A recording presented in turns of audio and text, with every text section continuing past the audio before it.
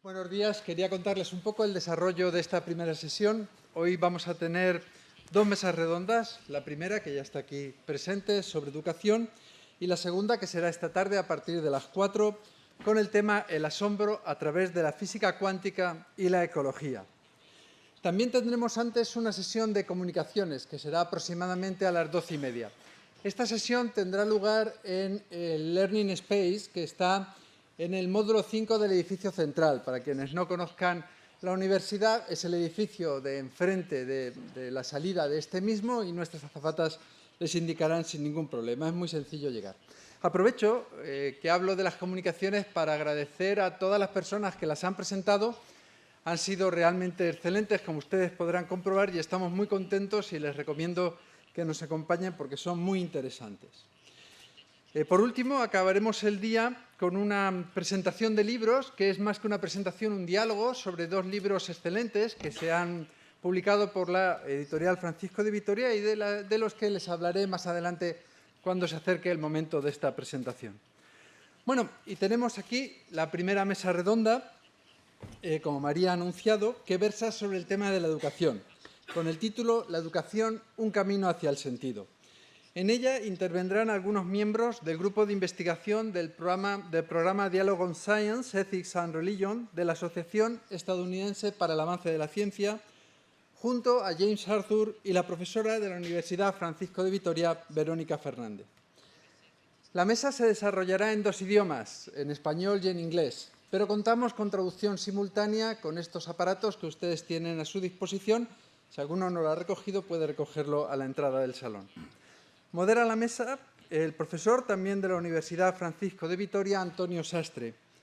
Antonio Sastre es filósofo, coordinador de formación integral de los colegios Regnum Christi en España. Es profesor de nuestro máster en acompañamiento educativo, del que es codirector, y profesor de formación humanística. Espero que todos disfrutemos mucho del día de hoy y aprendamos también mucho. Muchas gracias.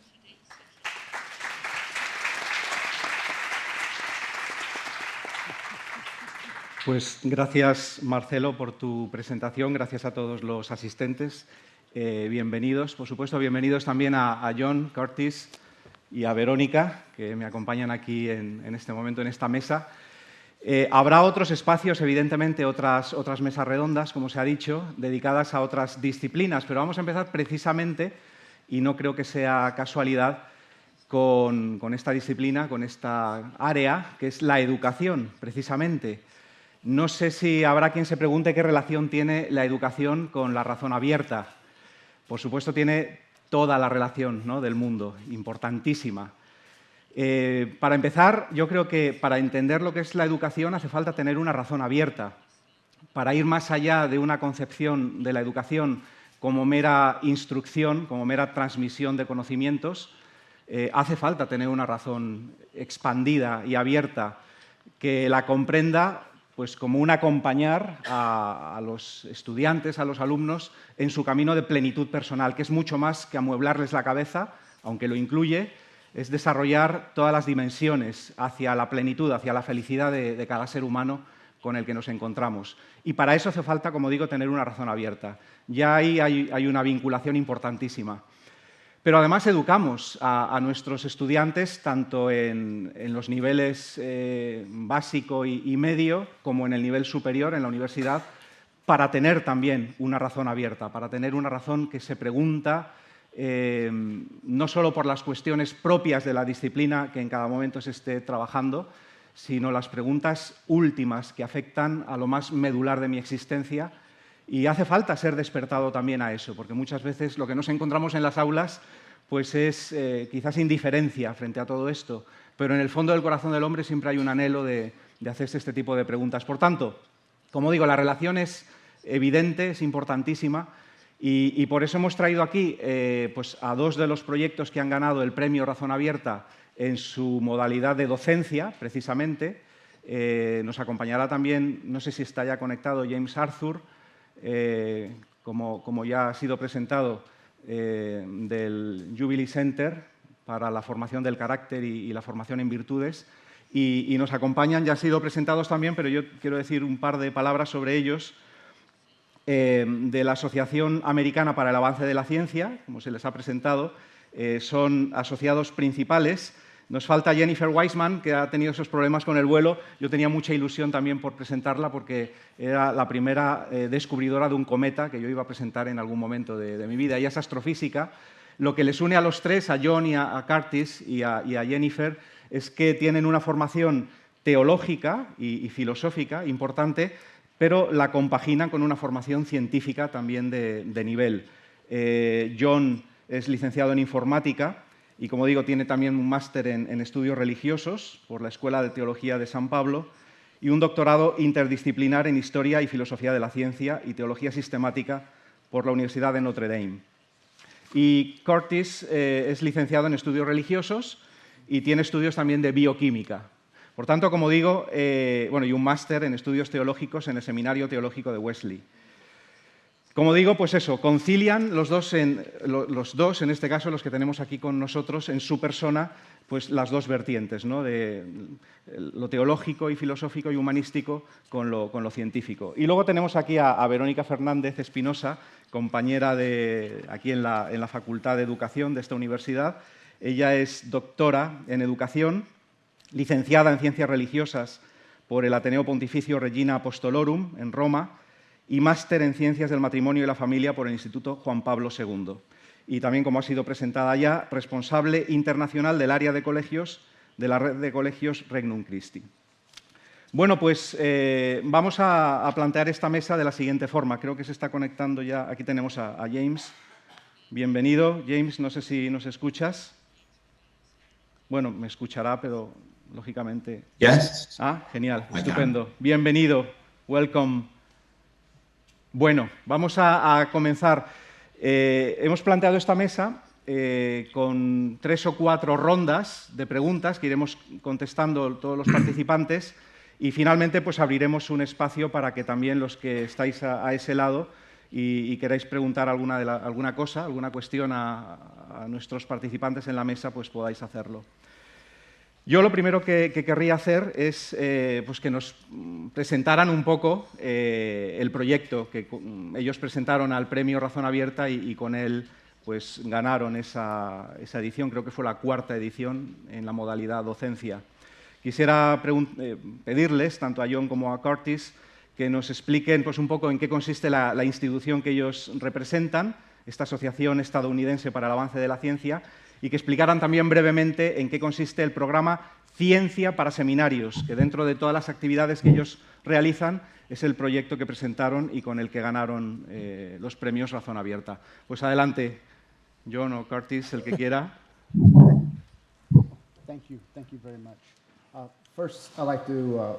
Muchas gracias. En primer lugar, quiero dar las gracias por el honor que me hacen al poder representar a nuestro instituto. Estoy muy honrada. Todos estamos hablando de estos proyectos. Luego le daré la palabra a mi compañero. Esta asociación se formó en el año 1848 y nuestra misión es buscar las ventajas y el beneficio de la innovación, de la ciencia, de la ingeniería para todos los seres humanos en todo el mundo y asegurarnos que, pues que ayudan a avanzar científicamente a la sociedad. Hay distintas maneras, tenemos muchas reuniones y luego también traemos a científicos que hablan sobre las ciencias y el impacto en la sociedad en general. También tenemos una revista de ciencias que ayuda a promocionar y presenta todas las ciencias de más puntas. Y tenemos toda una serie de programas, por ejemplo, el programa de derechos humanos en la ley y como dice su título, tiene que ver el tema de la ética en la legislación. Y por ejemplo, la iniciativa AI que busca ver los temas éticos con relación al COVID y la inteligencia artificial y cómo se hizo durante la pandemia, etcétera, etcétera. Y otro proyecto, por ejemplo, el programa de diálogo entre ética y religión, que empezó en el año 1945, y que, bueno, intentamos establecer y cumplir y promocionar, bueno, el que participen en distintas comunidades religiosas y científicas, y lo hacemos a través de distintos eventos, diálogos, donde llevamos a lo mejor a personas para que hablen sobre ciencia. Por ejemplo, el Dr. Nettie, que hablaban de la ciencia, la fe y la ética en la ciencia ficción, que fue un debate muy interesante. Luego también tenemos una serie de proyectos. Uno acabó el año pasado, por ejemplo, un proyecto de que participen científicos, Rachel Klein y el Dr. Riley ayudaron a los científicos que querían participar en comunidades gay para tener, bueno, una sensibilidad hacia este grupo. Nuestros compañeros tuvieron toda una serie de talleres en una serie de sociedades, la americana de astrología, la Asociación Americana Antropológica, y toda una serie de recursos y vídeos, y bueno, también que habían participado con comunidades gay. También en otros proyectos, por ejemplo, donde trabajamos con comunidades judías, donde el rabí Jeff Middleman, en este proyecto lo que intenta es que participen congregaciones en el contexto norteamericano para participar con ciencias en distintos temas, desde inteligencia artificial, evolución, ética, bioética y ética médica, en congregaciones para poder, bueno, también tener debates con el judaísmo. Y luego el tema de ciencias y seminarios que lleva mi compañero. Muchas gracias por tener... Muchas gracias. ¿Está funcionando el micrófono ahora mejor? Sí, gracias, porque tenemos un problema en cabina, no nos llega demasiado bien. El proyecto de ciencias para seminarios empezó con esta estructura de las triples AS, y una de las bellezas de la organización científica es que, como no es una organización evangélica ni religiosa de forma clara, nos podemos acercar a los seminarios en todos los Estados Unidos y en Canadá y enfocar los seminarios desde un punto de vista de la ciencia, pero en diálogo con la religión. Entonces, lo que ocurrió en 2010 es que establecimos una asociación con la Asociación de Colegios Teológicos, que es el organismo que de alguna manera acredita a los cristianos y también a un seminario judío. Hay 202 seminarios en esta entidad que los acreditan, y dice, bueno, estos seminarios realmente intentan encontrar una manera de interactuar con la ciencia de manera más pertinente para las congregaciones. Y bueno, pues, por ejemplo, fueron a la Asociación Americana para el Avance de la Ciencia y dijeron, bueno, tenemos todos estos programas, podemos hacer algo dentro del diálogo con el diálogo de ciencia, religión. Esto se produjo en 2011, 2012, se recibió en 2014 la primera beca, donde financiamos 10 seminarios en todos los Estados Unidos, intentando ayudarles a, bueno, hacer trabajos de cursos, interactuar con ciencias. Les poníamos en contacto con asesores científicos, pero también teológicos de su tradición, por ejemplo, seminarios católicos, baptistas, evangélicos, es decir, de todas las creencias o de todas las denominaciones cristianas. Después de 3 años de hacerlo, recibimos otra beca para aumentar el premio, y los últimos 4 años, Curtis y yo hemos estado dirigiendo un proyecto que ha llegado ahora 54 seminarios más de los 10 originales, es decir, una gran expansión en cuanto al número de seminarios. Estos seminarios obtienen subvenciones, bueno, lo máximo que obtienen es $75,000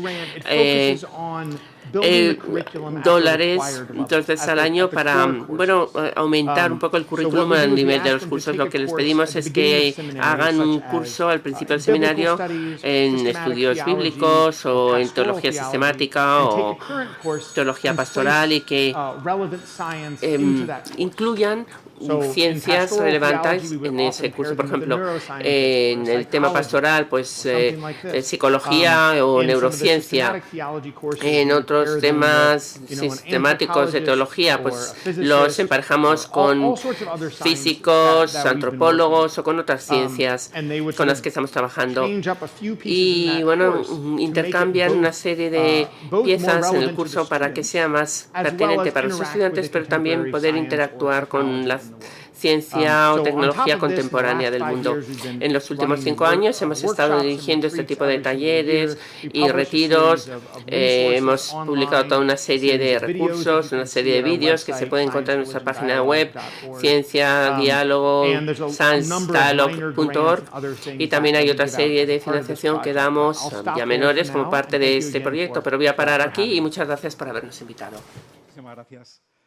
Muchas gracias, Johnny y Curtis.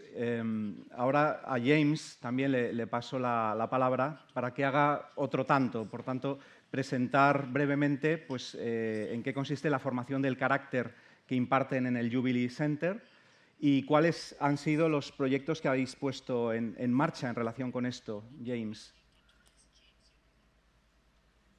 Estaba diciendo que hablo desde Edimburgo. Muchas gracias por invitarme. El Jubilee Center empezó en 2012, pero durante 10 años antes del 2012 nos empezamos a preparar. Empezamos a preparar una serie de proyectos sobre ética y el carácter en aquel tiempo.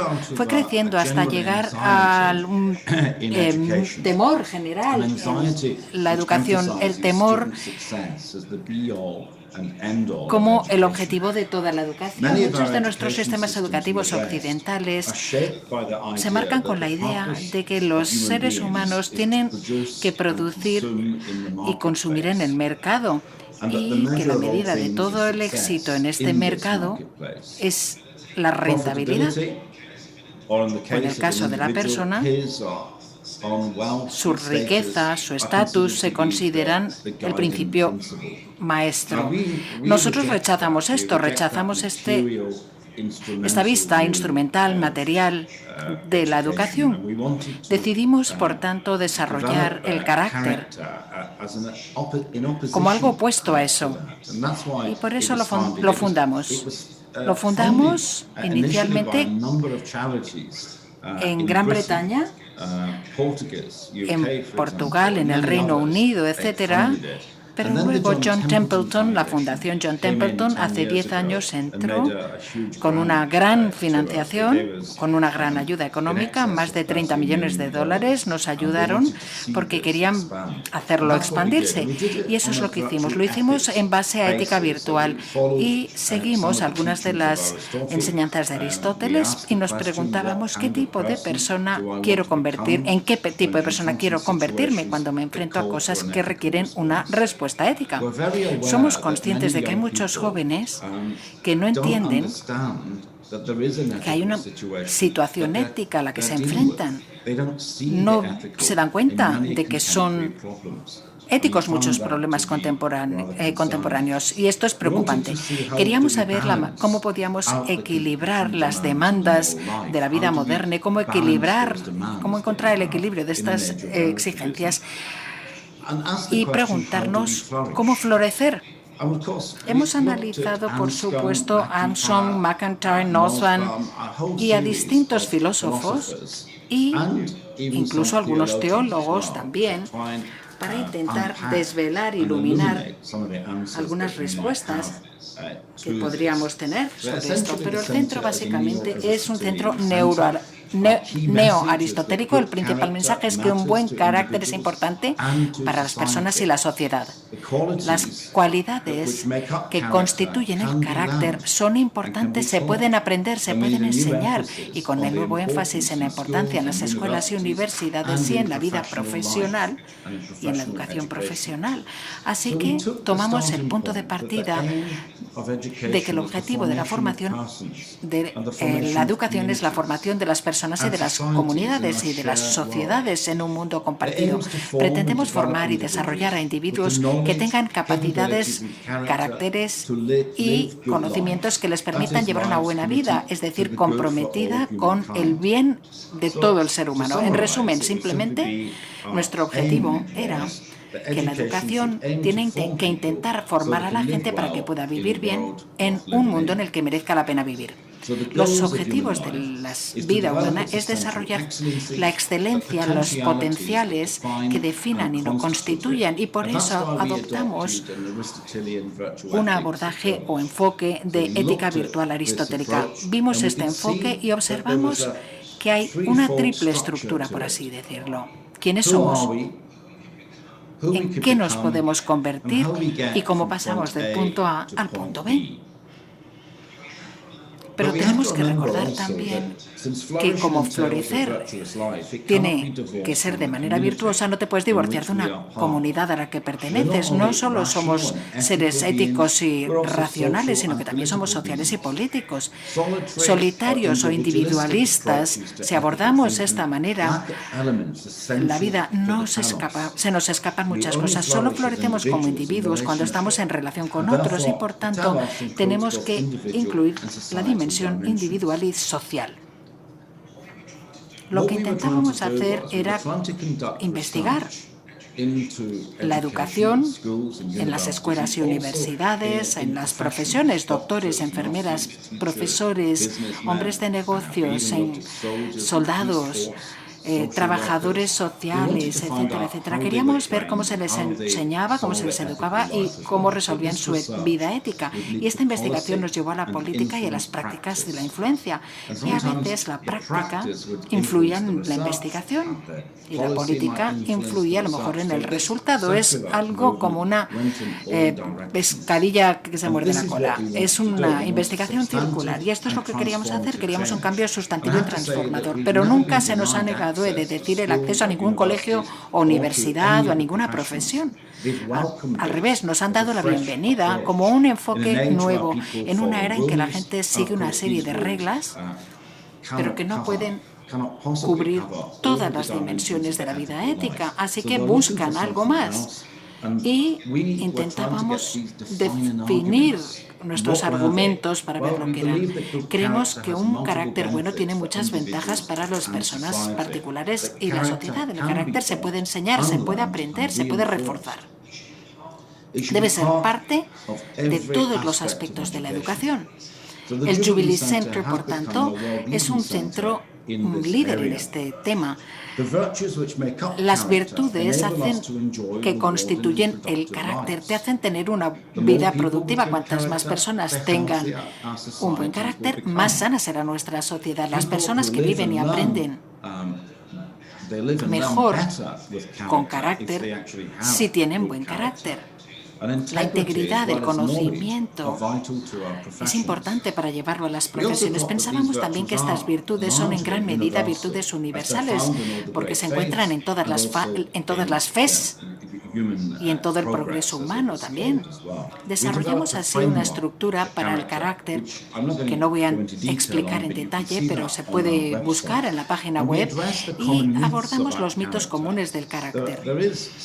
Hay algunas personas, algunos países que piensan que el carácter, la educación en virtud, de alguna manera es indoctrinar, condicionar.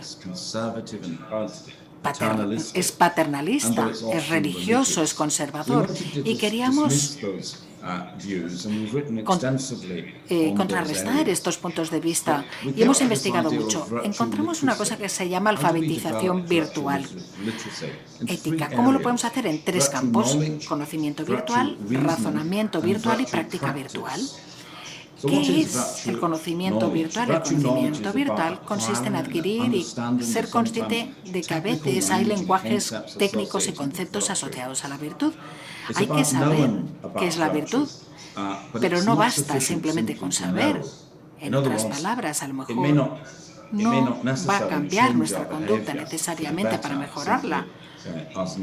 Necesitamos la razón virtual, y el razonamiento virtual es juzgar y razonar sobre cómo y cuándo actuar bien, y esto incluye la capacidad de explicar distintas situaciones morales, como los dilemas morales, etc. Y el subrayar la importancia de adquirir el juicio, hemos reflexionado en eso, y cada persona puede así tomar sus mejores decisiones sobre cómo mejor expresar las virtudes y situaciones propias suyas. Y la práctica de la virtud simplemente nos permite dar expresión a la virtud en actitudes y comportamientos y acciones deseables. Tenemos un marco que, como he dicho antes, se divide en 4 secciones: el intelectual, lo moral, lo cívico y las virtudes de la actuación. Y todas estas están relacionadas entre sí. Es difícil separarlas, pero todas ellas son importantes.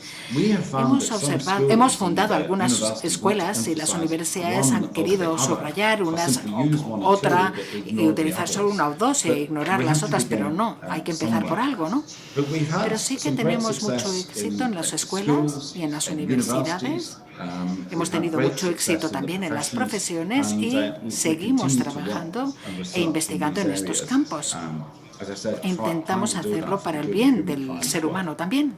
Muchas gracias.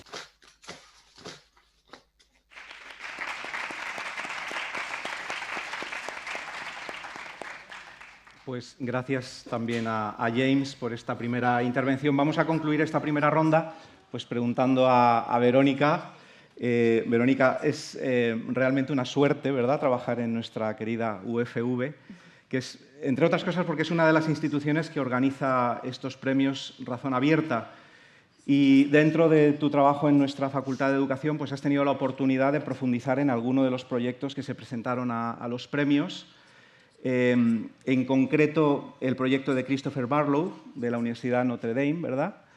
Y has visto todo el potencial enorme que un proyecto como este tiene para educar a los niños y adolescentes en una razón abierta. Y, de hecho, has dado pasos ya para llevar esto a los colegios en España. ¿Podrías contarnos algo más sobre esto, tu experiencia con esto? Pues muchas gracias, Antonio, y gracias al Instituto Razón Abierta por la invitación. De verdad que os agradezco mucho la oportunidad que tengo de poder compartir un poquito con vosotros lo que estos premios han supuesto para mí y para nuestra Facultad de Educación, porque realmente son una inspiración, sobre todo en el ámbito educativo. Nos inspiráis un montón, ya que queremos nosotros formar a nuestros alumnos y a nosotros mismos como profesores en este ámbito, ¿no? Porque si entendemos que educar es un poco como señalaba ahora también el profesor James Arthur, que no nada más es instruir, sino ver el todo de la persona, pues esto influye. Y os cuento brevemente, porque intentando dialogar con nuestros alumnos, tengo aquí la pregunta de uno de nuestros alumnos en clase que decía: quiero saber por qué todo mundo cree en Dios. Mi familia cree en Dios y me han hecho u obligado a creer cuando yo en el colegio he estudiado la teoría de la evolución y el Big Bang. Mi familia no lo cree y yo lo he estudiado y me genera una mala sensación porque no sé qué tengo que creer. No me convence una cosa ni la otra. Cuando tú te encuentras que un alumno te hace este tipo de preguntas y dices, es que está fragmentado. Y hablamos en nuestras instituciones educativas que ofrecemos una educación integral e integradora, cuando vemos que no es verdad, ¿no? Hay una fragmentación del saber. Cuando yo tenía esta pregunta, ¿no?, esta y otras muchas que os podía traer ahora en este sentido, en un sentido ético, de búsqueda de sentido que los alumnos realmente traen, y estuve, por suerte, en la segunda edición de entrega de los premios de Razón Abierta en Roma y escuché a Christopher Barlow con su equipo que expusieron lo que estaban haciendo para formar profesores de bachillerato y de secundaria y bachillerato en este ámbito de integrar justamente la ciencia y la religión, yo me sentí muy interpelada porque buscaba cómo ayudar a formar profesores en este ámbito, que pudieran tener esta integración, porque, hombre, si los alumnos están haciendo estas preguntas, tenemos, no sé, yo me sentía con el deber de poder ayudarles a dar una respuesta y ayudar a que tuvieran esta unidad. Con otro compañero de la facultad fuimos a Notre Dame, hicimos el curso que ellos hacen para profesores de ciencia y religión con el Instituto McGrath, y empezamos a buscar cómo adaptar ese proyecto desde nuestra facultad para ofertarlo aquí a los colegios. El año pasado fue el primer año que llevamos a cabo este proyecto. Vinieron profesores de secundaria y bachillerato de varios colegios de aquí de la Comunidad de Madrid y buscamos seguir la metodología que aprendimos en Notre Dame. Y sí os tengo que decir que fue algo muy, muy potente. Este año tenemos la segunda edición ahora en junio, pero cogiendo un poco las experiencias que tuvimos el verano pasado, los profesores, buscábamos que los profesores de ciencias, física, química, biología, matemáticas y los profesores de religión y filosofía trabajasen, ¿no?, de un mismo colegio, de un modo que ellos mismos dialogaran y vieran de qué modo podrían preparar sus clases para que no se diera esta fragmentación, ¿no? Dios por un lado, ¿no?, la evolución por otro, sino cómo desde una razón ampliada, ¿no?, se podría integrar y expresar eso. Y algunos de los puntos que buscamos llevar a cabo en este curso es que buscamos no presentar los resultados de la ciencia como fuente de problemas para la fe, sino como fuente de conocimiento que ayuda a la teología a comprender mejor la palabra de Dios. Y esto es lo que buscamos ir enseñando a los profesores, porque vemos que llegan los de religión, los de ciencias, y a cada uno irles sacando de su zona de confort para ir generando este diálogo, ¿no? Les ayudamos a evitar presentar la fe cristiana como un conocimiento basado sobre la comprensión literal de la Sagrada Escritura, ¿no? Adán y Eva, que luego los alumnos llegan creyendo que Adán y Eva existieron realmente, solo Adán y Eva, sin ver el sentido literal, ¿no?, sino que hay un género literario en la Biblia, cómo eso puede ser compatible, ¿no?, con la evolución, porque si no, volvemos a decir, ¿no?, hay una fragmentación y nos llegan alumnos con estas preguntas tan potentes. También no teme releer algunas de las enseñanzas de la fe a la luz de los resultados ciertos de la ciencia. Y eso también lo vamos trabajando en el curso. Y sabe mostrar la apertura de las ciencias a preguntas filosóficas e incluso religiosas y ofrecer una conexión con las respuestas de sentido ofrecidas por la revelación cristiana, evitando el doble riesgo del deísmo y el panteísmo. Eso es lo que vamos buscando en este curso. Y me llamó la atención porque los profesores tanto de ciencias como de religión primero agradecieron el curso porque fue de un alto nivel y decían, es que cuando estamos trabajando con adolescentes nosotros mismos terminamos abajándonos y a no elevar después el conocimiento, ¿no? Y ya pensamos que ya lo sabemos todo. Y al haber estado aquí dijeron, es que tenemos todavía mucho que aprender, que saber. Quiero conocer, ¿no?, los de ciencias, quiero conocer más sobre la fe, y los de religión, pues tengo que aprender un poco más de ciencia, ¿no?, para poder hacer esta integración. Y pues para nosotros es un reto, ¿no?, el formar a los docentes en este ámbito, pero también formarnos nosotros mismos, porque es verdad que estamos en un camino. Y quiero añadir que este año también tendremos a otro de los ganadores de Razón Abierta, el profesor Juan Arana, que ganó también en aquella edición, pues lo hemos invitado también como profesor. Y no quisiera terminar esta pregunta sin también decir que el profesor James Arthur ha sido gran fuente, o es una fuente de inspiración también para nuestro trabajo en la facultad. Todo el trabajo que él está llevando a cabo en este ámbito está siendo una gran fuente de inspiración para nuestra facultad y estamos viendo también de qué modo podemos ir estableciendo un pequeñito centro, no como el de Birmingham, pero bueno, hay que tener altas aspiraciones, pero ir formando un centro que nos ayude también a ir transformando la educación, ¿no? La educación moral es clave y hay que hacer que se retome en las aulas. Así que yo agradezco mucho al Instituto Razón Abierta porque son fuente de inspiración, y los premios, los recursos que pueden irnos ofertando, que van desarrollando, pues son material muy valioso que podemos dar a conocer y llevar a los profesores, ¿no?, que quieren también formarse en este ámbito. Así que gracias. Gracias a ti, Verónica. Fenomenal, estupendo, maravilloso. Ya hemos hecho esta primera ronda que nos ha permitido conocer un poco, pues, dónde está cada uno y en qué está trabajando cada institución. Vamos a iniciar esta segunda ronda en la que vamos a entrar ya en algunas cuestiones más de detalle y volvemos de nuevo con el programa Ciencia para Seminarios y os lanzamos la siguiente cuestión. Ciencia y fe obviamente son distintas, pero están llamadas a colaborar y a potenciarse entre ellas. Y algunos pues lo vivimos así, no como dos dimensiones que se pelean entre sí, sino que se ayudan mutuamente a crecer las dos, ¿no?, cada una en su ámbito. Por un lado, evidentemente, la fe no desactiva la razón. Como decía Chesterton, cuando entro en la iglesia me quito el sombrero, no me quito la cabeza. Pues eso lo vivimos también muchos. Al revés, la fe activa la razón, la hace todavía más inquieta, la dinamiza. Pero pienso que también a la inversa, la razón puede hacer que la fe se haga más profunda y madura. ¿Podríais poner ejemplos de vuestro trabajo en los distintos seminarios donde estáis implementando vuestro programa, de cómo la formación científica que dais en esos seminarios ayuda a quienes se forman allí no solo a entrar en diálogo con los avances tecnocientíficos, sino también a ellos mismos haciéndoles profundizar en su propia fe? ¿Tendríais ejemplos de esto? ¿Podríais poner alguna experiencia al respecto? Por supuesto. Por supuesto. Y gracias. Tardamos unos segundillos en recibir la traducción aquí. Pero bueno, todo funciona. Son algunos ejemplos que se me ocurren.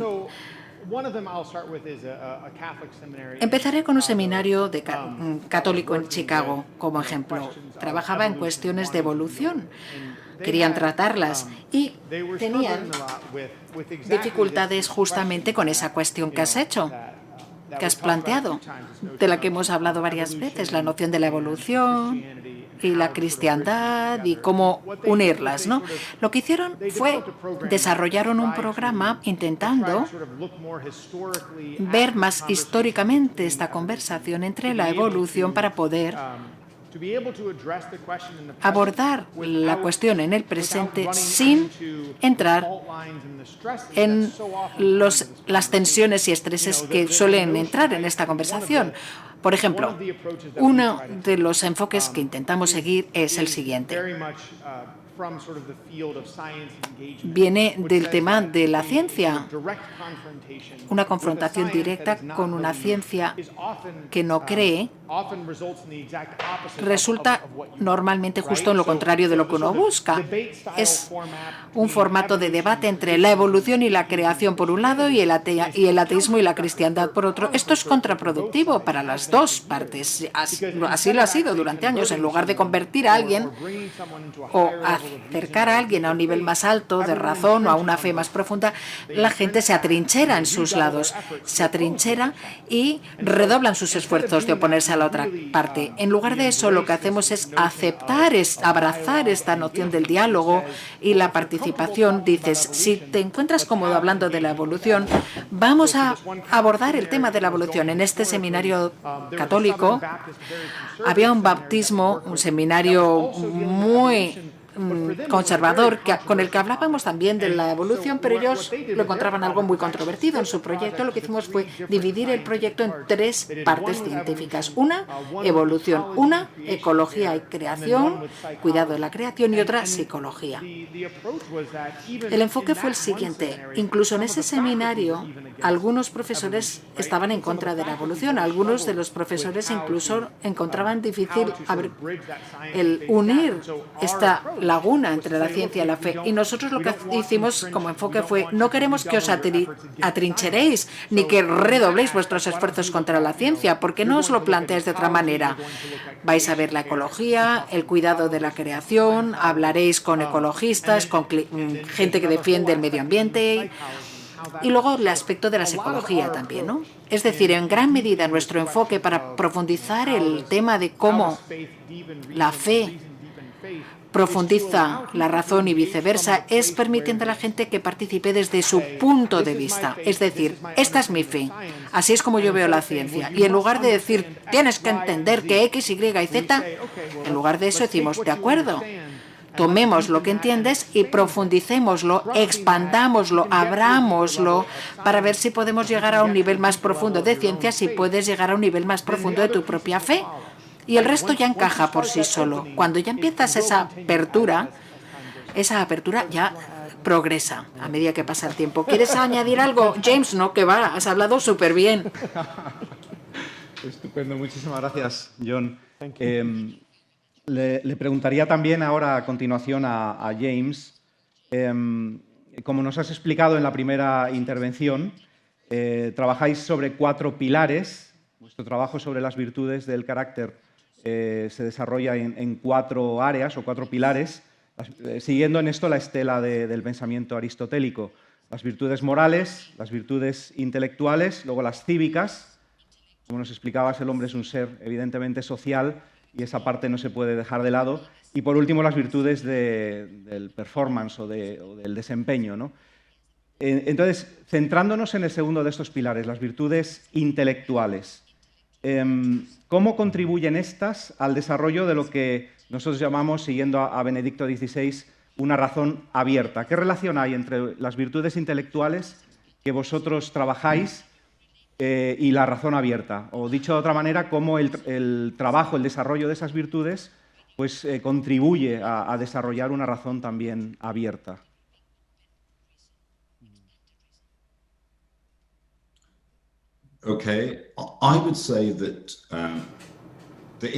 Diría que las virtudes intelectuales por sí solas no son eficientes ni adecuadas para la razón abierta o expandida.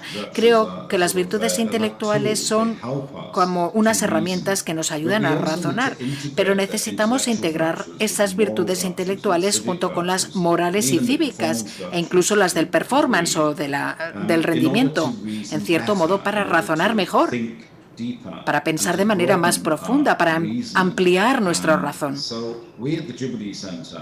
Así que nosotros en el Jubilee Center vemos estos 4 tipos distintos de virtudes, incluidas las virtudes intelectuales, como un factor que contribuye a lo que llamamos el desarrollo de la frenesis, la sabiduría práctica del buen sentido. Y esa es la virtud prioritaria, esa es la que manda en todo lo que intentamos desarrollar. Y esta virtud no puede enseñarse. Es algo que se obtiene de la experiencia de la reflexión crítica. Las virtudes intelectuales son parte de eso y nos ayudan, nos permiten percibir, saber, desear, actuar con buen sentido. Son esenciales, por lo tanto, absolutamente para un buen razonamiento, para la razón abierta de la que hablaba el Papa Benedicto, porque tenemos que deliberar, diseñar y producir acciones. Y Aristóteles diría que tenemos que hacer las cosas por las razones adecuadas y las circunstancias adecuadas, etc. Por tanto, las razones adecuadas es algo que uno tiene que plantearse en serio. Y es así como lo haríamos. Este frenesis está ahí, es muy importante, porque lo encontramos en todas las profesiones con las que trabajamos. Es algo que interesa mucho. Nos hablan sobre todo sobre cómo desarrollamos la sabiduría práctica en nuestros profesionales, cómo desarrollamos o formamos a nuestros profesionales, cómo podemos hacer que sean más fonéticos, por así decirlo, en ese sentido, que tengan más liderazgo, porque al final el liderazgo es lo importante siempre. ¿Cómo podemos tener gente inteligente y práctica que sean líderes en cada profesión? Y esto es algo que hemos hemos estado haciendo, que hemos estado trabajando. En el Jubilee Center, en la página web, hemos publicado varios artículos sobre ello y seguimos investigando en eso. Es uno de los campos de investigación más importantes en el tema del carácter y las virtudes, lo del frenesí en el liderazgo, desarrollar la sabiduría práctica. Frenesis, supongo que será frenesí. Bueno, muchísimas gracias, James. Preguntamos ahora a Verónica. Bueno, como hemos dicho, trabajas en la Facultad de Educación de nuestra universidad, educando a futuros educadores que al terminar sus estudios de magisterio pues entrarán en las aulas de primaria a enseñar a sus propios discípulos. ¿Cómo describirías al educador de razón abierta que la UFV quiere formar en nuestra facultad? Casi nada. Realmente es una pregunta muy aspiracional y que estamos en camino, pero creo que es un reto porque cuando hablamos de educación, nosotros mismos que formamos a futuros profesores de infantil, de primaria o incluso los que van a ser profesores de secundaria y bachillerato, dices, son profesores que forman a profesores, maestros que formamos a maestros. Es decir, nos interpela esa misma pregunta, porque es, yo formo a alguien, pero yo soy el primero que debo formarme, ¿no? Somos conscientes que muchas veces nosotros educamos como hemos sido educados. Eso no sale. Entonces, nos implica reflexionar, decir, si yo quiero educar de un modo determinado, ¿qué cambios yo como profesor tengo que hacer? Pero bueno, daré 3 pistas y que estamos en un camino, me refiero a ello, ¿no? Primero, que el profesor sea un verdadero maestro, se ha dicho, ¿no? Un mero instructor de conocimientos. Y esto pasa por cómo mira a la persona humana que tiene delante, ¿no? ¿Quién es esa persona que va a tener ahí sentado, ¿no? No como una persona que es un objeto de consumo de los contenidos que le puede dar, ¿no? Sino que ante todo, como decía Juan Pablo II, establece con esta persona una relación sapiencial, ¿no? Una relación sapiencial y se convierte en palabra viva antes que en mera transmisión de nociones. Y eso es lo que el profesor debe ser, ¿no? O que buscamos o intentamos ser nosotros, que estamos en camino, para que ellos a su vez lo sean. Juan Pablo II decía que las generaciones jóvenes esperan de nosotros como profesores nueva síntesis del saber, no de tipo enciclopédico, sino humanístico. Y esto dice mucho de esta razón abierta, de ver al ser humano no solamente en una dimensión, sino en esa complejidad de lo que el ser humano es, porque nuestros alumnos, así como nosotros, no van a trabajar con latas de Coca-Cola, van a trabajar con personas humanas que tienen sentadas ahí delante y cuál es la visión, la concepción antropológica, la visión que van a tener sobre ese alumno que tienen ahí sentado. Así que primero que sean verdaderos maestros en este sentido de la palabra, también que sean referentes, es importante, ¿no? Nosotros cuando queremos aprender algo buscamos a alguien que sea un referente para nosotros y pues eso mismo queremos, que nuestros alumnos cuando estén trabajando en los colegios sean referentes para sus alumnos, porque un profesor no se reduce a lo que dice ni a cómo lo dice, es referente, ¿no? Por la integridad de su persona, por su prestigio dentro y fuera del aula, por cómo trata y acoge a sus alumnos. Yo creo que muchas veces a nuestros alumnos se les queda más eso, ¿no? Cómo lo acogiste, incluso cuando suspendió un examen, que nada más, bueno, suspendido y ya está, y esto es lo que toca, y lo siguiente, ¿no? Cómo lo traté y cómo le ayudé a crecer en ese momento. Así que un maestro, un referente, y por último, que también me parece un reto muy grande, que nuestros futuros maestros logren conseguir una unidad del saber. Y eso me parece un reto grande, ¿no? Porque razón abierta también tiene que ver mucho con esta unidad del saber y no fragmentos, justamente por lo que comentaba al inicio de esa pregunta de este alumno. Si queremos realmente que la educación sea integral e integradora, necesitamos que nuestros alumnos tengan esta unidad del saber. Y pongo un ejemplo. Si estos futuros maestros que tenemos en nuestras aulas y les estamos formando, ¿no? tienen que saber qué es la realidad y que la realidad es una unidad en muchos niveles. Y, por ejemplo, la realidad de la persona humana, ellos que van a estar trabajando con alumnos, que van a tenerlos delante, ¿cómo los ven? ¿Como un conjunto de átomos? ¿Como un sistema bioquímico abierto que interactúa con el medio? ¿Como un ejemplar Homo sapiens? ¿Como un objeto de belleza? ¿Como alguien cuyas necesidades merecen mi respeto, mi compasión? ¿Como alguien que está llamado, ¿no?, a una excelencia y que posee una gran dignidad humana? ¿O como un hermano, si son, ¿no?, católicos, por el que Cristo ha muerto? Podemos ver que todos estos aspectos son reales y coexisten de forma misteriosa en una única persona, que es la que tenemos ahí delante como alumno, y que negar alguno de estos aspectos sería disminuir ya sea al alumno que tengo delante como a mí mismo, que intento comprender también la realidad, ¿no? Entonces, es decir, cómo ayudar a que este alumno que va a formar alumnos tenga esta unidad del saber, para que puedan hacer justicia ahí a la realidad.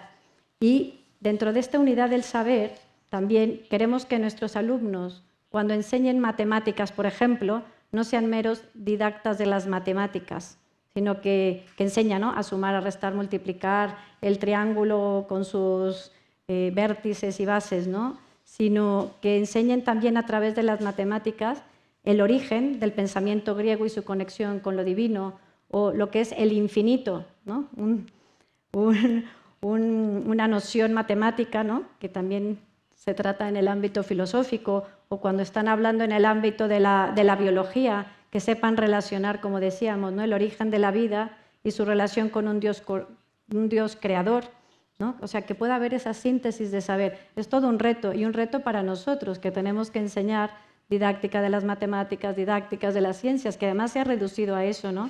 Nos pone el ministerio, didáctica de las matemáticas.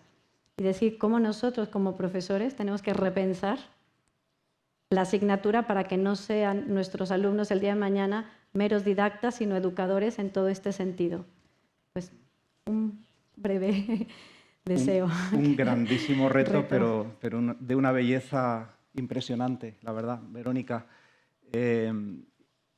Impresiona también ver cómo las respuestas que vais dando pues van perfectamente engranándose y teniendo una gran coherencia, la verdad. Quería volver con vosotros, con ustedes, con Ciencia para Seminarios. Antes aludía, me parece que era John, a los vídeos que tenéis en la web. Hay una serie, Science de Wide Angle. Hay vídeos interesantísimos, bueno, todos lo son, y francamente para utilizarlos todos en el aula perfectamente. Ojeándolos me encontré a Michael Ruse, que hace una afirmación que me llamó mucho la atención. Dice: la ciencia ama los problemas. Cualquier tonto puede encontrar la solución, pero se necesita un genio para dar con la pregunta.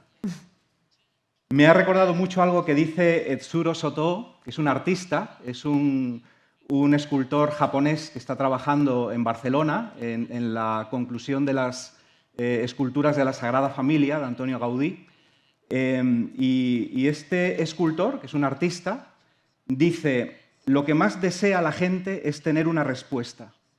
Sin respuesta no podemos crecer. Pero en realidad lo verdaderamente decisivo es lo contrario. Lo que importa es tener la pregunta correcta. Si tienes la pregunta correcta, ya estás creciendo. Bueno, a mí me encanta esta sintonía entre científicos y artistas. Los dos confluyen en lo mismo. Y mi pregunta es cómo en la enseñanza de las ciencias se puede despertar en los jóvenes las preguntas propias de esas ciencias. Y más aún, cómo a partir de ahí, de forma gradual, se puede ir suscitando en ellos las grandes preguntas que abren a otras disciplinas. Para mí aquí la palabra clave o el verbo clave es despertar. Porque, como decía también en un momento anterior, en el corazón de toda persona hay un anhelo y hay preguntas, pero a veces esas preguntas están latentes, están dormidas, por muchas razones. ¿Cómo despertar eso? Fenomenal, Curtis. Adelante. Muy buena pregunta, gracias. ¿Cómo despertar esas preguntas? Bueno, pues no solamente es cuestión de enseñar ciencias, sino llevar científicos a las clases, una manera de hacerlo. Desde luego funciona muy bien en Divinity School, que llevaron a los estudiantes, hicieron preguntas sobre el modelo que tenía que ver con entender la neurociencia, cómo funciona el cerebro y cómo se podía traducir también en modelos humanos. Y bueno, traer preguntas interesantes sobre neuronas, acciones, todo el cerebro y cómo funciona, que sigue siendo también muy ignorado realmente cómo funciona el cerebro en muchos momentos. Y esos vídeos, eso lo atacan. Creo que en los vídeos que has mencionado se habla, y también el tema filosófico. Y uno que me llega es el de Sebastian Gates, que habla sobre una pregunta con la que lleva debatiéndose durante tiempo y que ha presentado a sus estudiantes de grado sobre física teórica, que realmente no sé muy bien a qué se refiere. Ecuaciones, matemática, etcétera. Y habla también de los sueños, todas las historias bíblicas en las que aparecen sueños. Y bueno, el tema de abrir las mentes de los estudiantes de ciencias, de teología, y que lleva al significado, al florecimiento. ¿Cómo conseguimos que todo esto florezca en la comunicación, en la colaboración con la ciencia y la teología, y cómo podemos unir a estas comunidades para que, por ejemplo, se centren en temas como el cambio climático o, por ejemplo, en el tema de la evolución, que ha salido aquí varias veces, o la psicología, con la relación, por ejemplo, el abuso sexual. Si los pastores, los sacerdotes tienen que ir a sus comunidades, cómo tienen que enfrentarse a esos temas y cómo pueden contestar estas preguntas, por ejemplo, en sus propios conventos, en sus propias parroquias, ¿no? ¿Quieres añadir algo? Sí, bueno, iba a añadir una cosa pequeña. A veces llevamos a un científico a un seminario, a una universidad, y la verdad es que hay poco de lo que hablar, porque el científico no sabe realmente cómo comunicarse de forma efectiva. Los profesores del seminario no saben cómo de alguna manera cerrar ese desfase, y nosotros estamos ahí en el centro.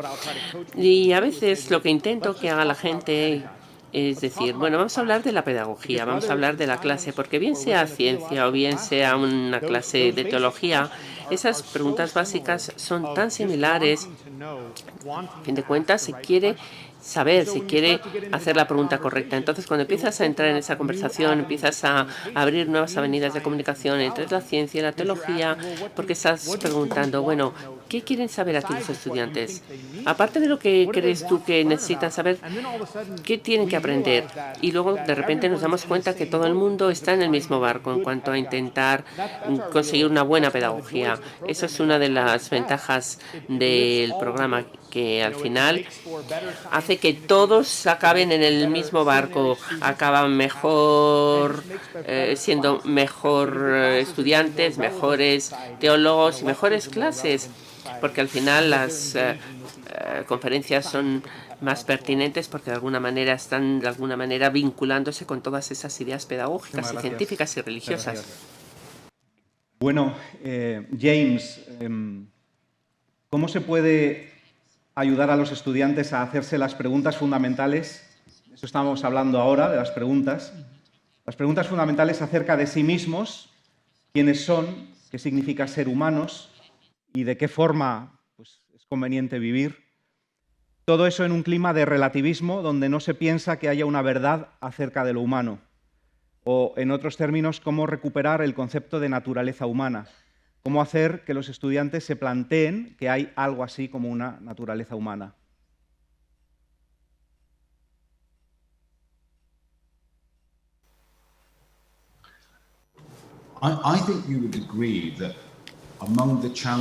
Creo que, aparte de los desafíos que ya tenemos en la educación, pues parece que está la confusión de la comprensión de lo que es el ser humano y la naturaleza humana. Para contestar los objetivos de la educación, tenemos que ver, en primer lugar, qué es un ser humano, la naturaleza, las habilidades, características, las necesidades, los deseos. Durante cientos de años en Occidente ha visto dos maneras de verse.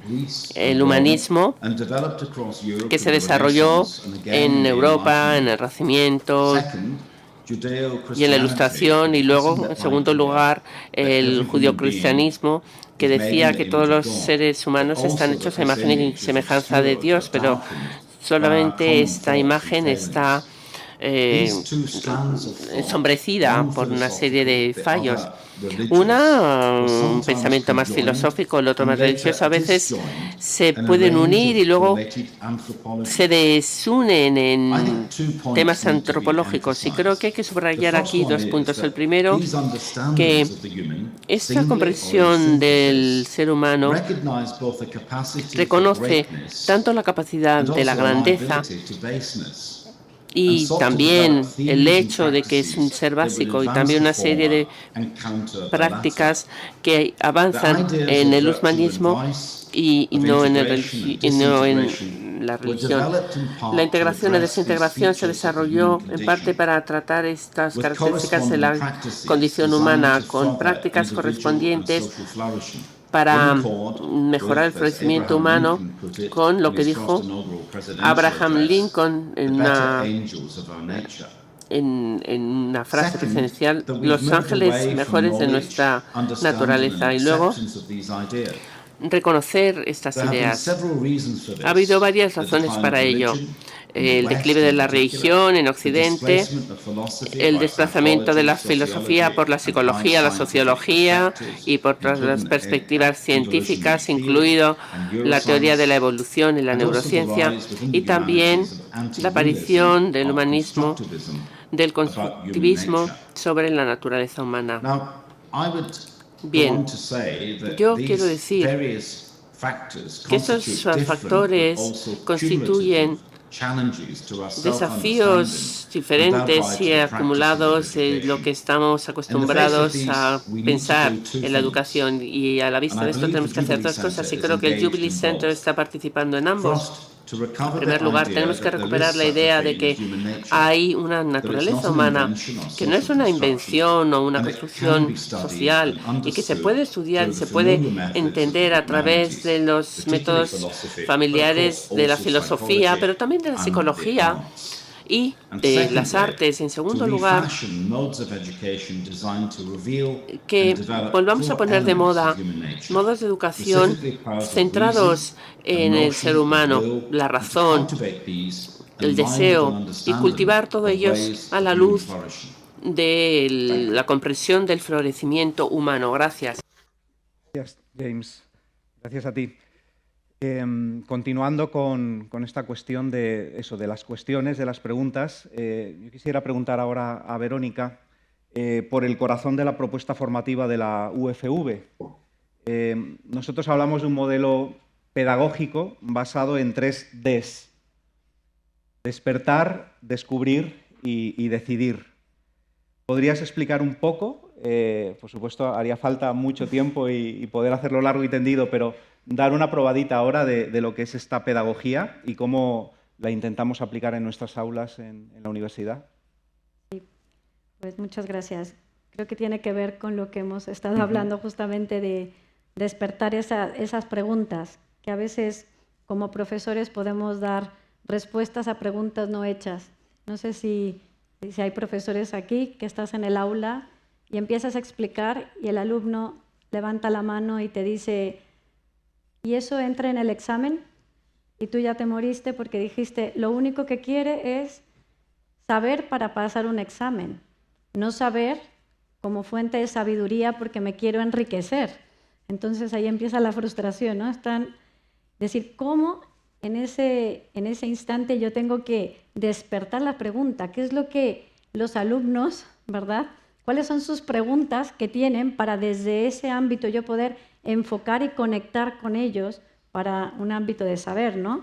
Por eso es que es importante este tema de la pregunta. Pero bueno, este modelo, para ser un poco más ordenada, este modelo de las 3Ds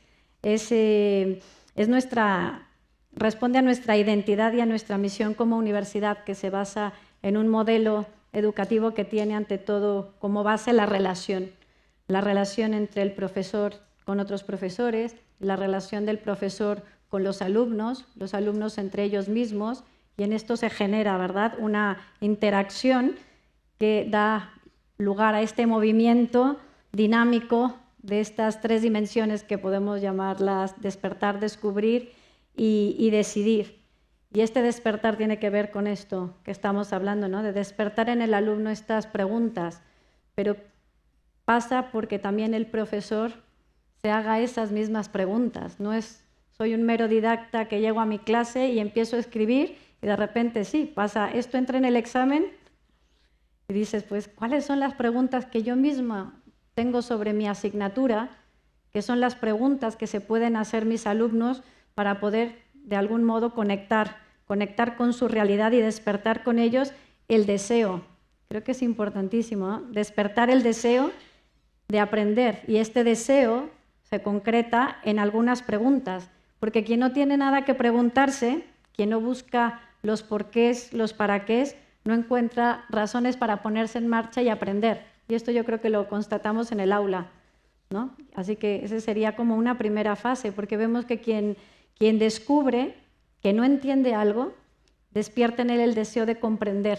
Y esto se aterriza después a un ir decidiendo. De hecho, ahora que escuchaba al profesor James Arthur, que hablaba de Virtue Knowledge, Virtue Reasoning and Virtue Practice, se puede relacionar, ¿no? Es el razonar, ¿no?, el comprender, razonar y el decidir, y eso te lleva como un círculo, y es lo mismo que buscamos nosotros en nuestro modelo. De algún modo creo que puede haber un paralelismo, y buscamos que nuestros alumnos no se lleven respuestas solamente, sino que es un buscar juntos, el profesor y el alumno, y que esto se va cristalizando en decisiones que les van llevando a un crecimiento personal, ¿no?, a una excelencia como alumnos, que en nuestro caso el alumno que está estudiando para ser profesor pueda tomar decisiones en cuanto al tipo de maestro que quiere llegar a ser. No solo lo que quiere hacer como maestro, sino ser también como maestro, como persona. Y nosotros en la facultad pues estamos en camino, ¿no?, también nosotros haciéndonos esas preguntas, y no hacemos este recorrido solo, sino en comunidad. Y en nuestras facultades se han generado lo que llamamos comunidades de razón abierta, en donde los profesores vamos también poniendo en conocimiento con otros profesores nuestras mismas preguntas, las preguntas de nuestra asignatura, para ir buscar respuestas, ir trabajando también de modo interdisciplinar y ver de qué modo, ¿no?, yo puedo iluminar desde mi asignatura lo que tú, ¿no?, me puedes aportar a mí y yo a ti, ¿no?, porque todos también, cuando nos reunimos en esas comunidades, que a veces, al menos en mi facultad, son intensas las discusiones a las que llegamos, pero nos ayudan a ir también nosotros planteándonos preguntas, despertar, ir tomando decisiones sobre cómo plantear, ¿no?, nuestra asignatura para poder llegar a los alumnos. Repito, estamos en camino, no es ni mucho menos que ya lo estemos logrando, pero al menos creo que aspiramos a que sea así. Así es, desde luego. Bueno, pues vamos a iniciar la última ronda antes de dar espacio a que pues, ustedes o vosotros podáis también participar con vuestras preguntas. Lo digo, lo anticipo para que vayáis preparando ya si tenéis alguna cuestión que hacer a nuestros ponentes de hoy. Pues quiero de nuevo comenzar con Ciencia para Seminarios con una última cuestión, que es la siguiente. En la universidad, educar a los estudiantes en una razón abierta suele pasar por desmontar sus habituales prejuicios cientificistas para abrirlos a otras formas de racionalidad más allá de la estrictamente científica. ejemplo, la propia de la filosofía y la de la teología. O me gustaba también hace un momento escuchar a James hablar de las artes como una forma de racionalidad que también tiene cabida en la universidad para abrir a otros horizontes.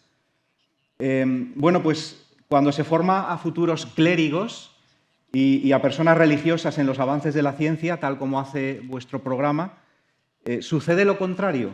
Es decir, es necesario formarlos a ellos en una razón abierta a la ciencia, desmontando sus propios prejuicios acerca del valor y alcance de la ciencia.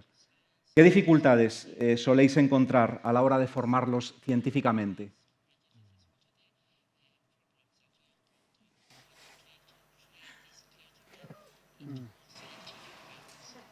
Okay. It's a fantastic question. Una pregunta fantástica. La verdad es que la respuesta más sencilla es que hay tantos científicos que quieren participar en el trabajo. Típicamente lo que hacemos es que evitamos a los científicos que no quieren participar, porque hay muchísimos científicos a los que nos ponemos en contacto y que quieren participar. Nunca han estado en este tipo de conversaciones, pero quieren participar. A lo mejor no saben cómo trabajar con comunidades religiosas, pero están haciendo estas preguntas constantemente. De vez en cuando nos encontramos con científicos o gente de fe que están en contra de estas preguntas y de estos temas. Y entonces ahí vamos a hablar del diálogo y de la participación. Es un tema de apertura, pero una de las cosas que decía Curtis, hay dos partes principales en nuestro programa. Una, nos ponemos en contacto directamente con los científicos y en otra nos ponemos en contacto directamente con los religiosos. Pero en nuestro programa nos acercamos a las comunidades religiosas porque ya tenemos científicos que sabemos que están dispuestos a tener estas conversaciones, que están muy abiertos a ello. Un ejemplo que quería presentar es en los últimos 2 años hemos tenido más conversaciones sobre racismo, colonialismo y estos temas tan difíciles de la misoginia en la ciencia. Y la verdad es que ha sido fantástico porque hemos sido capaces de interactuar con distintos científicos mucho más que en el pasado. Y no solamente ciencias sociales, sino antropólogos, científicos de genética. Y igualmente hemos sido capaces de interactuar con comunidades religiosas que no habían visto la conexión con la ciencia, pero una vez más estaban muy abiertos, querían tener la conversación, pero no sabían cómo hacerlo. Entonces, de repente tienes a científicos que quieren hablar de estos temas tan difíciles desde el punto de vista científico, pero que no saben hacer esa traducción, y luego tienen esa comunidad religiosa y, bueno, de repente ambas comunidades están hablando entre ellas y eso permite a la gente, pues de alguna manera, ampliar su apertura mental de lo que... Entonces, bueno, esto es un ejemplo que funciona muy bien. ¿Quieres añadir algo más? Creo que una cosa es que da igual si el científico tiene fe o no. Esto no lo tenemos en cuenta. Como dice John, están dispuestos a participar con estas comunidades religiosas de forma muy abierta. Entonces, simplemente poner todas las cartas sobre la mesa y decir, ¿te sientes cómodo? Y bueno, también hay gente que no está tan cómoda, pero que está dispuesta a hacerlo, porque la apertura de mente aquí es lo fundamental, que es lo que has dicho tú. Es decir, no penséis que no vais a encontrar científicos. No, los científicos están ahí. Simplemente hay que encontrar los científicos que están dispuestos a participar en ese tipo de conversaciones. Pues también una nueva pregunta, una última de momento para James. Me gustó mucho también una de las respuestas que dio antes James cuando le pregunté sobre las virtudes intelectuales y mencionó que no se pueden trabajar solas. Lo importante es la integración de esas virtudes intelectuales con el resto de virtudes y de dimensiones de la persona. Me encantó, eso sonó a mis oídos como música celestial, porque creo que una razón abierta no es solo la que se abre a todas las dimensiones de la realidad, sino una razón que se abre a todas las dimensiones del sujeto. La razón no está desconectada de todas las dimensiones de la persona. Por el contrario, está entreverada con todas ellas, con lo afectivo, con lo volitivo, con lo relacional. Por tanto, es imposible hablar de la razón desconectada de todas esas dimensiones, me parece, ¿no? Y pienso que vuestros programas forman a los estudiantes en una razón abierta por esto, porque les ayudan a vivir integrados dentro de sí mismos, todas esas dimensiones formando una armonía, una unidad. Una institución universitaria que quiera educar con una razón abierta a sus estudiantes, pienso, no puede limitarse a darles conocimientos intelectuales, debe formarlos integralmente, como decíamos, pues prácticamente desde el principio de esta mesa redonda. James, ¿qué piensas tú acerca de todo esto? Un profesor universitario, por ejemplo, tiene derecho a decir: yo soy profesor, solo lleno sus mentes de conocimientos. Su voluntad y su afectividad deben venir ya formadas de casa. ¿Podría ser así? ¿Cómo lo ves tú?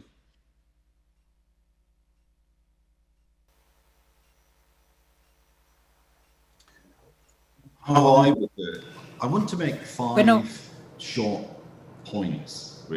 voy a intentar explicar 5 cosas cortitas. En primer lugar, la enseñanza, la formación, la educación es común a quienes somos. Esencialmente es un despertar humano. Tenemos que despertarnos y tenemos que despertarnos a la verdadera educación, para que la verdadera educación tenga lugar. Segundo tema, la educación no es una producción meramente de conocimiento. No se basta simplemente en libros de textos o en entender el conocimiento en los libros de textos. No consiste en transmitir sin más información. Educar no es simplemente transmitir información. En tercer lugar, el aprender por sí solo no consiste en adquirir nada más conocimiento. Aprender no es simplemente adquirir, repito, más conocimiento. Cuarto, la educación no consiste en la información, sino en transformación. Y lo último, el texto no es lo que se sabe el alumno, sino en qué se ha convertido el alumno en el proceso. Ese es el examen, en qué se ha convertido entre medias. Si eres alumno de universidad y a tu profesor le da igual tu proceso, quién eres y en quién te vas a convertir, eso no es educar. Un profesor de una universidad se tiene que interesar por toda la persona, en su totalidad, incluido su carácter, sus virtudes, en quién se pueden convertir estas personas. Con esto me gustaría tal vez acabar y yo diré, eso sí, que para mí esa es la relación entre los profesores y los alumnos. No están ahí simplemente para transmitir información, sino que los profesores están ahí para ayudar a transformar a los alumnos. De hecho, eso es lo que quieren los alumnos, quieren sentirse inspirados. No quieren que a sus profesores les den indiferencia los alumnos. Se sientan indiferentes ante ellos. Gracias. Muchas gracias también. Pues una palabra que ha pronunciado hace un momentito James es la palabra transformación, ¿no? Formación y transformación son dos palabras semánticamente conectadas y en nuestra universidad pues también las conectamos, las vinculamos de una forma muy estrecha. Nosotros buscamos eso, la transformación integral de nuestros estudiantes a través de su formación. ¿Cómo buscáis, Verónica, esta transformación en los alumnos en la Facultad de Magisterio? ¿Qué tipo de estrategias y de acciones, si nos puedes contar alguna cosa o algún ejemplo o alguna experiencia con algún alumno, utilizáis? ¿Se escucha? Ya. Nuevamente un reto, porque transformar a alguien no es que yo lo transformo, ¿no? Sino que implica la libertad, bueno, mía como profesor, pero también que el alumno se abra a ello. Así que me parece que son palabras mayores, pero algo que realmente deseamos. Creo que tanto en la universidad como en concreto en la facultad buscamos, ¿no?, ofrecer al alumno medios que le ayuden justamente a esto, a que le ayuden a esta transformación. Por un lado, el acompañamiento a nivel personal o a nivel de clase, ¿no? Los tutores, el mismo profesor, aunque a veces son muchos, decir cómo puedo acompañarlo y estar ahí. Cuando tú ves, no sé si os ha pasado como profesores, que está el típico alumno que no se entera, que está en otra cosa, y tienes tú dos opciones. Paso de él y sigo dando mi clase, o al final de clase acercarte, y a mí me ha pasado, ¿no? Que te acercas al alumno de, oye, ¿estás bien? Te noto muy distraído, y resulta que su mamá tiene cáncer y está muy temerosa por el tema de la pandemia, ¿no? O otro que dices que uno que se duerme, ¿no? A mí me toca dar clases a veces a las 8 de la mañana y notas al que constantemente se duerme y no presta atención. Y te acercas y es que resulta que trabaja horas extras para poderse pagar la universidad. Yo creo que eso también como profesor te cambia la mirada y decir, no es que lo voy a excusar y ahora no pasa nada, sino que me ayuda a decir cómo lo puedo yo ayudar, ¿no? más, o cómo puedo ser más comprensiva con esta alumna. Recuerdo una alumna que le fue muy mal en los exámenes y me llamaba la atención porque era una alumna que prestaba mucha atención en clase. Y me acuerdo que me acerqué y le pregunté, me dijo, es que mi hermano se intentó suicidar. Cuando un alumno te cuenta eso y dices, pues es que obviamente está bloqueada, ¿cómo va a poderse concentrar para presentar un examen? ¿No? Y es animarla, decirle, no te preocupes, lo presentas después en extraordinaria y ahora lo importante es que puedas estar en esta situación con tu familia, ¿no? Entonces, ese acompañamiento y esa comprensión que no es un paternalismo de no pasa nada, sino te acompaño en esto y te voy a ayudar a que crezcas y que aprendas en tu examen, implica mucho, ¿no? Porque son muchos alumnos, pero buscas eso. Está el Instituto de Acompañamiento del que nos ayudamos un montón, donde cada alumno tiene un mentor que lo va también acompañando, con el que tiene una serie de mentorías para ayudarle a crecer también en estos ámbitos que justamente se señalaban ahora, ¿no? Que señalaba el profesor James Arthur. También buscamos que tengan estas prácticas sociales, que sepan que ellos también contribuyen en algo en la sociedad, que tienen algo que dar de sí mismos, o cuando ya tienen sus prácticas como maestros en las escuelas, ¿no? Todos estos son medios que le van ayudando al alumno a crecer. Pero pienso que también nosotros como profesores de la facultad, pues somos de algún modo esa estrategia, por así decirlo, ¿no? El profesor mismo, porque somos un ejemplo para ellos, somos un referente o buscamos ser un referente y lo que ven o no ven en nosotros como maestros, como profesores, pues puede repercutir. Siempre pienso en lo que es el currículum oculto, ¿no? No somos neutros en el modo de presentarles la visión que tenemos nosotros del mundo. Siempre influye, ¿no? Siempre interfiere. Entonces, sí es importante también el que nosotros, ¿no? seamos conscientes de esto, al menos lo intentamos en nuestra facultad y estoy segura también con otros compañeros de otras facultades que se intenta, ¿no? Son algunas de las estrategias, que habría muchas, pero no sé si estrategia es la palabra correcta, sino más bien medios que vamos poniendo y el medio somos nosotros como personas y esa fuerza en la relación, una relación educativa que se da a nivel personal o a nivel de clase, y no es una relación contigo, sino también una relación con el conocimiento, pero no un conocimiento meramente intelectual, sino de saber quién quiero ser o quién quiero llegar a ser, ¿no? Como se ha también dicho, para que yo me transforme y vaya eligiendo el tipo de persona en quien me quiero convertir. Bueno, muchas gracias también, Verónica. Pues abrimos entonces el espacio a las preguntas de los asistentes. Sí, por aquí hay una pregunta, si se puede acercar un micrófono. Sí.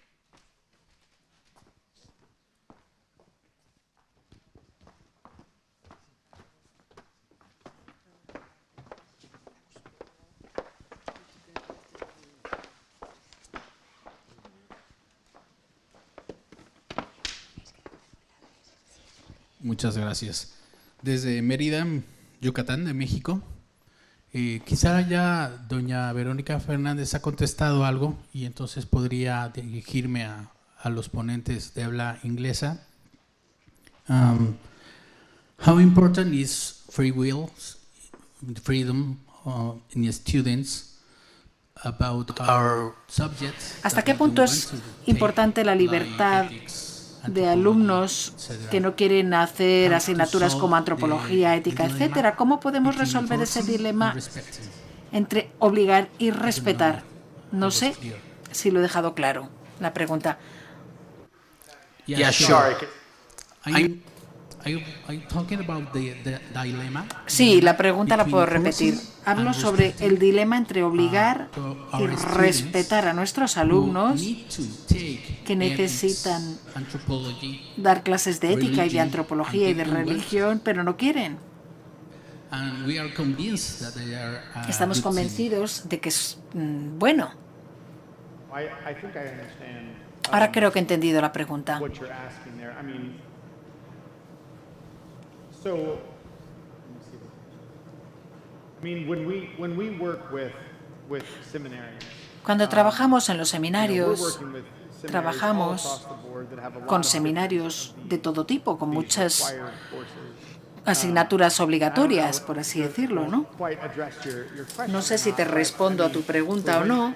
when we're working with them, I think Cuando there's trabajamos con always going to ellos, be a required level that we siempre have to va a haber un nivel always obligatorio que a- hemos de a conocer. basic Siempre hay set of courses. una serie And I de don't asignaturas think there's a básicas perfect y yo no creo que haya una solution. solución I don't think there's a perfecta. perfect combination of, No you creo que haya know, una one theology, perfecta two combinación de philosophy, one una ethic, teología, you know, dos that's always the filosofía, debate. tres It's always ética. going to depend Esto es un debate que upon siempre the dependerá de la or the universidad o del seminario en concreto, la cantidad de asignaturas que tienes que hacer en esa especialidad.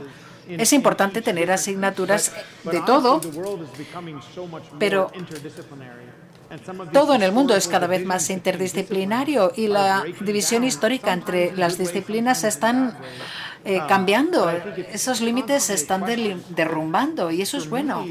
Pero esta es una pregunta que nos estamos teniendo que plantear continuamente. Para mí la pregunta no es si tienen asignaturas de cada disciplina, sino si les dejamos que hagan las preguntas en todos los espacios en que quieren hacer las preguntas y si les estamos poniendo en relación con los profesores para participar a todos estos niveles. Para mí esto es la cuestión más importante y esto lo vemos también a nivel seminario. Cuando los alumnos vienen, realmente tienes que tener tu educación básica, pero es más importante el sustituirlo en un contexto en el que te pueden preguntar todas las preguntas difíciles y recibir preguntas que les permitan progresar. En este proyecto hemos observado, y una de las razones por la que los colegios solicitan esto y funcionan, es que tienen a todos las asignaturas adecuadas, los alumnos van a esas asignaturas, pero luego a lo mejor para hacerse pastor o asignatura se presentan a cuestiones, a preguntas que no saben, no tienen ni idea de cómo responder y temas de los que no tienen el contexto para tratar de ese tema. La psicología hace tal o mis adolescentes hacen cual o yo me enfrento a 20 años de demencia de toda esta gente en mi iglesia y si nunca se hubieran planteado la pregunta antes, pues no tendrían contexto para responder. Por eso he hecho esa referencia. Aquí hay otra pregunta.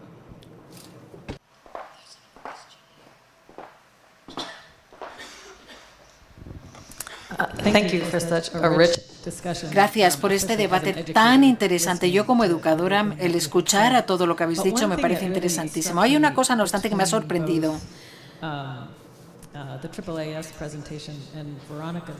De la presentación de Verónica y de los tres de Ciencia por los dos seminarios. El educador tiene que tener y hacer el modelo, ser referente de ciertas virtudes. Y hay ciertas virtudes de razón abierta que tenemos que llevar a cabo, ejercer para que nuestros alumnos también las aprendan. Verónica, tú no has parado de decir que lo importante es ser abierto o el acompañamiento o el ver a una persona como persona. Me pregunto, Verónica, si puedes explicar qué opinas de algunas de las virtudes que tiene que tener un profesor de razón abierta para cambiar nuestros sistemas educativos. Gracias por la pregunta. También le pediría al profesor James Arthur, experto en virtudes y en educación en virtudes, que complementara. Yo creo que un profesor siempre está en camino y lo más importante es querer el bien para tu alumno. ¿Cuál es el mayor bien y buscarlo? ¿no? En buscar el bien para él voy a estar ejerciendo también yo acciones virtuosas, ¿no? Porque la virtud tiene que ver con esa búsqueda del bien. No me atrevería a decir un listado de virtudes, porque creo que, ¿no? Dependiendo de las circunstancias, creo que las virtudes vienen siempre en un racimo, ¿no? La virtud de la gratitud, la virtud de la confianza, ¿no? Se van dando todas unas con otras, pero creo que el buscar el bien, lo que este alumno necesita ahora, ¿cuál es su mayor bien? Quizás el mayor bien es una gran exigencia porque necesito sacar lo mejor de él. Y con otro quizás tengo que disminuir la exigencia porque es el mayor bien para él. Pero no es que yo sea laxa con unos y no tenga preferencias, sino estoy viendo cuál es su bien. Ahora, recuerdo que una vez me preguntaron que, claro, que alguien que no fuera virtuoso no podía enseñar las virtudes. Yo me pregunto quién puede decir que ya es sumamente virtuoso. Creo que estamos en un camino, pero en un camino, si estás buscando eso, lo transmitirás, ¿no? Pienso justamente en el modelo ejemplar. Muchas veces no es lo que decimos, sino lo que no se dice, cómo actúo. No sé, pero no me atrevería a dar una lista de virtudes. Quizás el profesor James Arthur nos puede iluminar también en esto.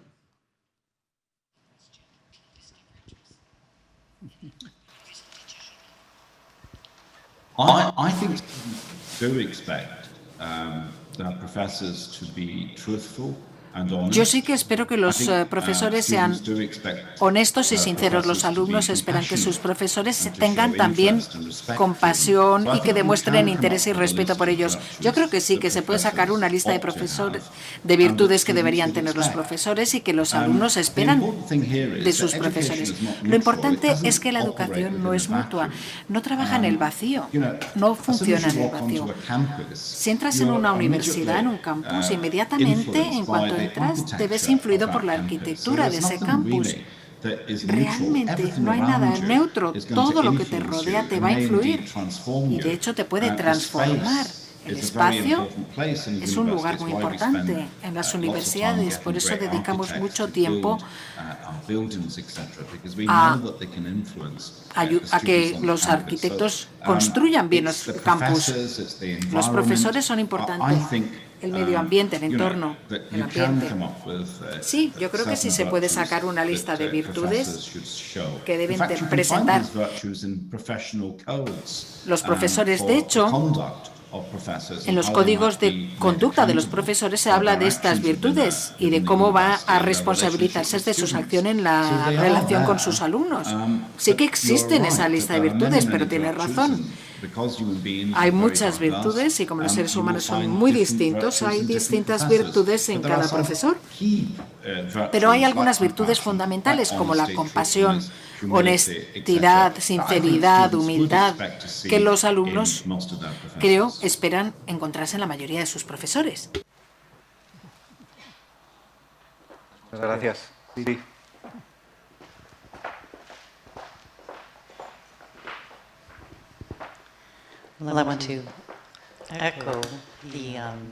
Sí, yo quiero hacer eco y agradecer esta conversación tan informativa y tan interesante. Me ha sorprendido el que os centréis todos en los alumnos que se os acercan, sean seminarios de teología, sean alumnos en un contexto católico, sean profesiones que buscan una formación en las virtudes, os vienen ya abiertos a la idea de la razón abierta, valga la redundancia, o expandida. En mi experiencia como profesora de universidad, la mayoría de los alumnos te vienen con una actitud hostil. Vienen enfadados con la idea de que estas cuestiones sean superiores a las cuestiones que ellos han definido como cuestiones que les interesan. A menudo nos vienen a recibir una formación técnica y eso es lo único que quieren. Solo buscan la información, no quieren esa otra perspectiva más amplia. Y cuando lo intentas, o al menos a mí me ha pasado, cuando lo he intentado, el expandir su razón, me he encontrado con mucha resistencia e incluso enfado. Y querría preguntaros si algunos tenéis alguna idea sobre cómo podemos resolver esa resistencia. El que haya alumnos que estén totalmente cerrados a esta otra mente abierta. Sí, yo quisiera añadir algo. Ha habido muchos estudios de Elizabeth Barnes en la Universidad de Arizona muy buenos sobre competencias culturales y el aula evolucionaria biológica. Esto es parte de una investigación grande, pero lo curioso es que lo que hicieron ese grupo de investigadores fue que fueron a aulas de biología en una zona de Estados Unidos y experimentaron distintas maneras de sacar a relucir este tema. Por ejemplo, lo de la hostilidad abierta, ¿no? Antes había alumnos de creación que aprendían la parte científica, pero lo consideraban como algo que tenían que aprender, pero que no era real. Y luego los alumnos antirreligiosos, que si se sacaba a reducir algo como la creación, se abrían hostilmente. Y había muchos debates en el aula. Y lo que observaron es que el dedicar una parte del aula o de la clase a reconocer que existen dos puntos de vista diferentes cambió completamente la clase.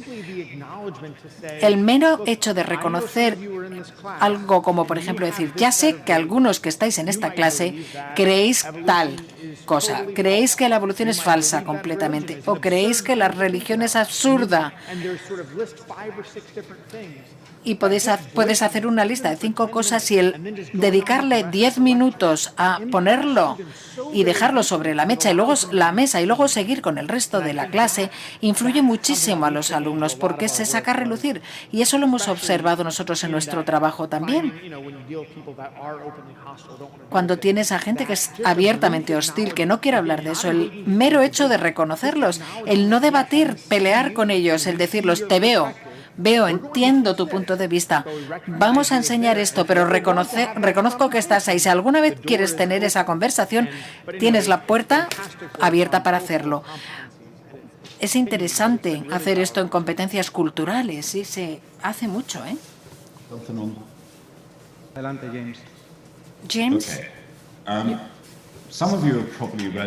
Algunos habréis leído, supongo, el libro que se llama El cierre de la mente americana, The Closing of American Mind. Se publicó hace 35 años, hace mucho.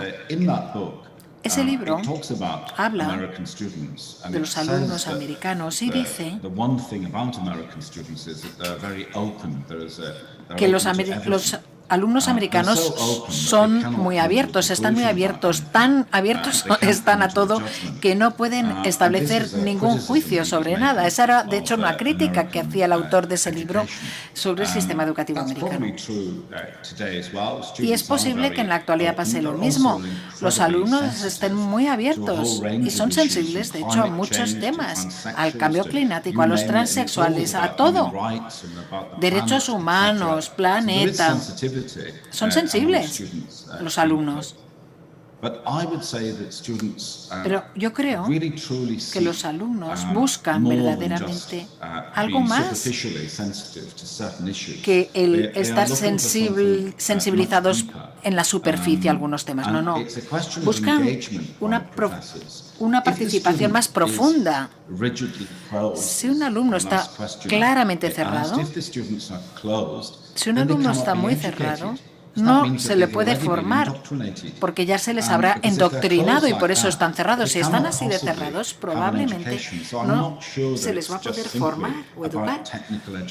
No creo que tenga que ver con la educación técnica. Es que no puedes tener solamente una educación técnica. Todos nos vemos influidos por las comunidades en las que estamos. La gente que nos rodea, los otros alumnos, los otros profesores de la universidad. Eso es inescapable, inevitable. Siempre tenemos la oportunidad de influir, siempre tenemos la oportunidad de ayudar a desarrollar a la gente y a que abra su mente, no de manera superficial. Tienen que tenerla abierta. Tienen que estar abiertos a las críticas y no ser demasiado sensibles, hipersensibles. Que me uno a estas palabras y aquí en la universidad también nos encontramos con personas o alumnos que vienen cerrados. No todo es que sea así de fácil y que estén abiertos, porque vienen pues hijos de nuestro tiempo, con un relativismo grandísimo. A mí me ayuda, no es que lo logre siempre, porque es una lucha, pero el confrontarles con la realidad y el intentar sembrar. Recuerdo una vez con los alumnos hablando justamente sobre el tema de la verdad, ¿no? Y notas precisamente cómo les cuesta muchísimo, ¿no? Y lo intenté que bajaran a la realidad.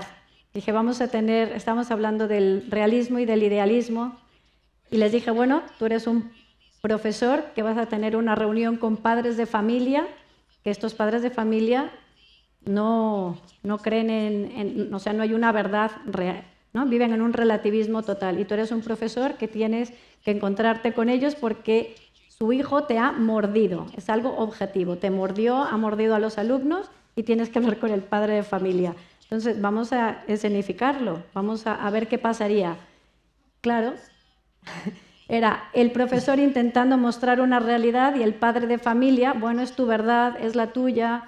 Entonces, claro, en idea, cuando lo vieron concretizado, les ayudó de algún modo a decir, es verdad, ¿cómo voy a formar yo, ¿no? Si todo es relativo y no hay nada que sea verdadero, ¿no? Porque a ti como profesor te van a pasar cosas que son reales, objetivas, y si todo es relativo, ¿no? O el tema de las mascarillas, ¿no? Yo les decía, cuando traemos la mascarilla, idealizas a la otra persona, ¿no? Todo nos ha pasado, ¿no? Y cuando se quita la mascarilla era de, yo me la había imaginado, ¿no? De otro modo. Es decir, claro, el idealismo es eso, me lo imaginé, pero hasta que no contrasto con la realidad, esta es la realidad, tú tenías una idea de mí.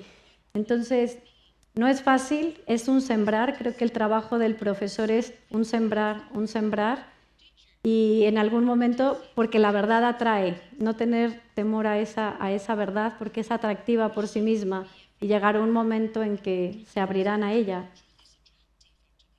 Bueno, pues nada, yo creo que han sido preguntas muy interesantes las que habéis formulado los participantes. Yo me permito también terciar en este último pequeño debate. Yo creo que muchas cerrazones y hostilidades por parte de los alumnos se afrontan, bueno, creo que es la única manera en que se pueden afrontar, mostrando interés por el alumno. Posiblemente el alumno muchas veces no tenga mucho interés por lo que nosotros les ofrecemos de entrada, pero cualquier persona se siente acogida y se siente querida y estimada cuando alguien pues, se interesa por el otro. Y eso puede ser un inicio de una vía de comunicación por donde al final pues, se establezca esa relación que finalmente es lo que importa, mucho más que las disciplinas que nosotros enseñamos, por interesantes y apasionantes que sean. Lo verdaderamente importante es la relación que establecemos con el alumno y de ahí pues, se origina todo, en mi opinión.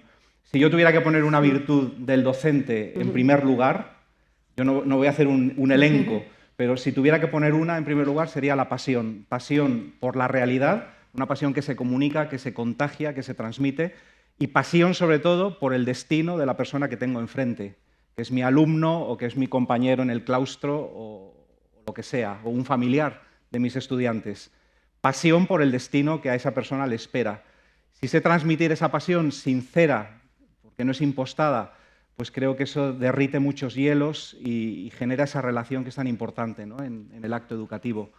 Yo quisiera agradecer a los participantes en esta mesa que nos han acompañado, a James, desde luego, desde Escocia, y a John y a Curtis, que nos han acompañado aquí físicamente, a Verónica, por supuesto, y finalmente a todos vosotros. Creo que ha sido una mesa redonda estupenda, un fabuloso inicio de congreso que solamente promete pues, cosas incluso mejores. O sea que ánimo y seguimos adelante.